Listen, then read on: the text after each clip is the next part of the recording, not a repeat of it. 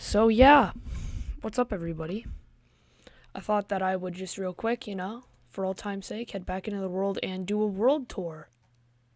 Just that way you can get the full experience of everything that this world is. Wait, did they really put echo blocks in front of my door? Hold up. Oh, you guys. I'm going to kill you all. So I thought what we could do to start off the tour is to tour the relic museum that Ben made in the Duke Fishron arena, because we were tired of keeping them at the main arena. So just as like a little bit of a historical thing, we have evidence, funny, of every single relic that we've earned in this world. And one thing that wasn't really mentioned is during when we did the pumpkin moon, there were an excess amount of pumpkins that spawned. So yeah, if somebody wants to try and like count every pumpkin, they can do that. I don't know why they would want to though, but yeah, those are the relics. And next up we have the first of many chasms, the ocean left chasm. Now the Xeon Moss hasn't completely taken it over yet, but I mean, I just wanted to make a last minute precaution to make sure that the oceans would be safe in the world, because having corrupted oceans would not be ideal. And next up, of course, we have the main chasm. We built it to try and keep out the corruption, because we were very scared that it would take over the spawn area in like no time at all.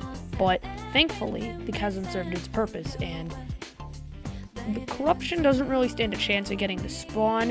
However, we had to take some extra measures to make sure that it doesn't make it past and underneath spawn, but didn't really work. So I'm just going to speed up a quick tour of the entire chasm and every chamber it has.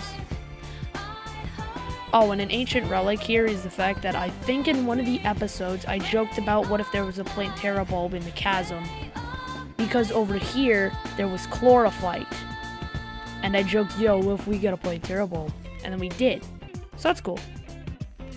This chasm chamber was built to serve as a chamber to get the hollowed and crimson pigrons to complete the bestiary. In this downward area we would crimson or corruptify that area. And then in here, we have this area that was meant to serve as the place where we would get all the underground crimson resources. But I had built it too high, and it would not be compatible for getting a crimson axe, which, as you all know, was the big problem. So then, we created this chamber, and we expanded it many times, had a lot of failures. And I mean, yeah, it is a certified hood classic. And then here we have the desert chasm, which was, oh no. The desert chasm, which was created so we could get a secluded area to get the corrupted and hollowed, well not hollowed, but corrupted desert mobs to fill the bestiary. And once again, the Xeon Moss is going. It's doing its best. That tunnel right there was just a little extra area to earn some more stuff, to make cleansing it a little easier. But now it's kind of just an emo desert. And here we have the main arena. Lots of stuff happened here, that's for sure. Old One's army attempts, honey dippage, excess wyvern funnies, you name it. A lot has happened here. This was a popular fishing spot in multiple episodes. It was great. I love this spot. And here we have the Empress of Light arena, which was used to obviously fight Empress of Light. We did manage to do it on the hardest difficulty, but I mean, it was still definitely a challenge. Here we have the area where we tried to cleanse the corruption that was here, because it annoyed us and it was going to eat the jungle. I think we've managed to make it so it can only corrupt like over there. Okay, I'm just wrong. Never listen to me, ever. And here's where we gotta bomb the corruption, yeah, to protect the jungle. Yeah. And then we had built the jungle chasm too, even though I think some corruption might still be able to get in. No. Oh no, the jungle's completely protected. Sweet. Here is the main area where we did the bombing. The montage happened. And there was an Eater of Worlds for some reason. And then up here, I've already explained what this area is. This is where Goblin Army came. And now for the underground portion of the World Tour, we have the Terraria Arena, where we farmed and stuff. I mean, not much really to say. Lizard Temple, we broke in early. There isn't really much to see, so I'll just do the rest on the map.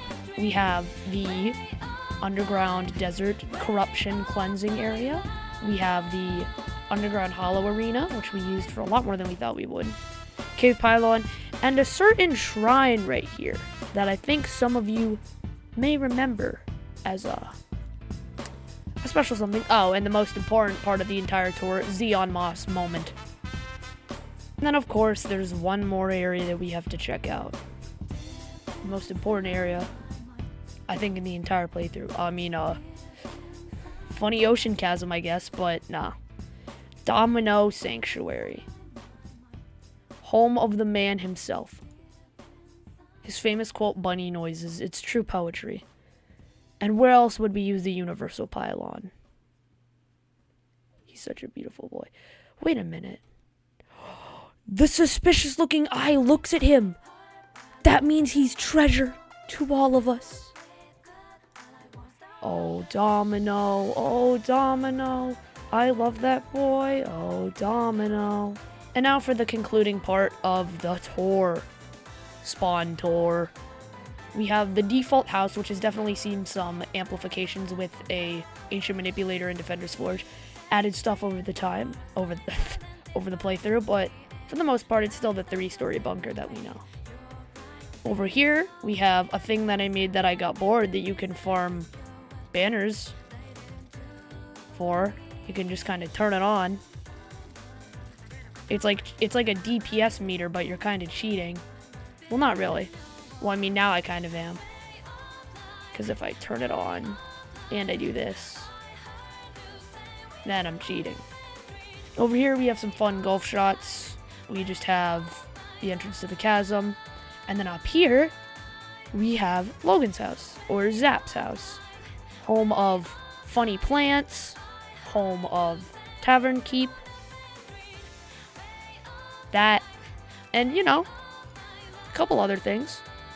And then over here we have Robert's house, which is just a nice little like cottage sort of feel. Lucy the cat chilling up there, a Terra toilet.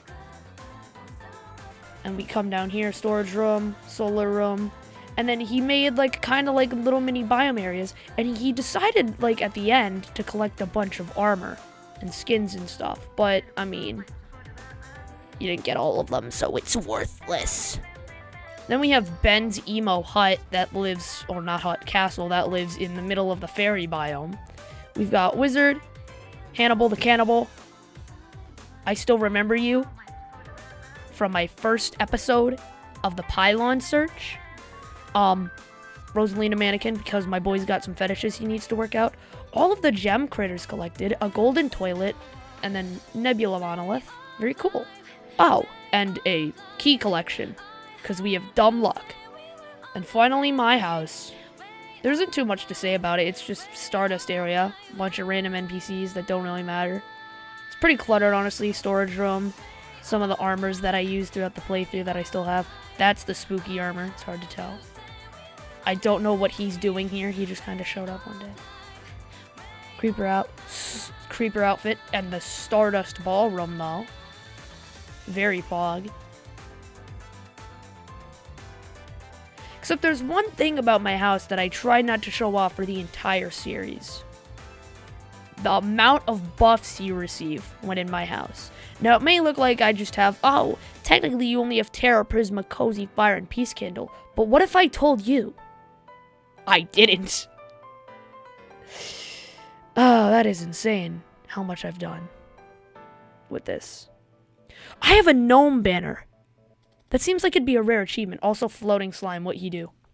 Oh, and one last thing before we start the ending sequence. In case anybody was wondering at all, here's a list of what accessories I use, what dyes I'm using currently at the very end. The awkward accessories are these, and I think these should be pretty obvious except for maybe the papyrus scarf. Everything is warding, critter shampoo, some special dyes, shadow and stardust armor. And we have Mirage dye for my Eater's Bone. It also applies with the Stardust Guardian. Hades dye for my eye. Phase dye for the mech minecart. Midnight Rainbow dye for Gay Tree. And phase dye for my hook, which is rarely seen. And there's a couple minor things like the golfing areas, the floating islands, but that stuff wasn't really that important.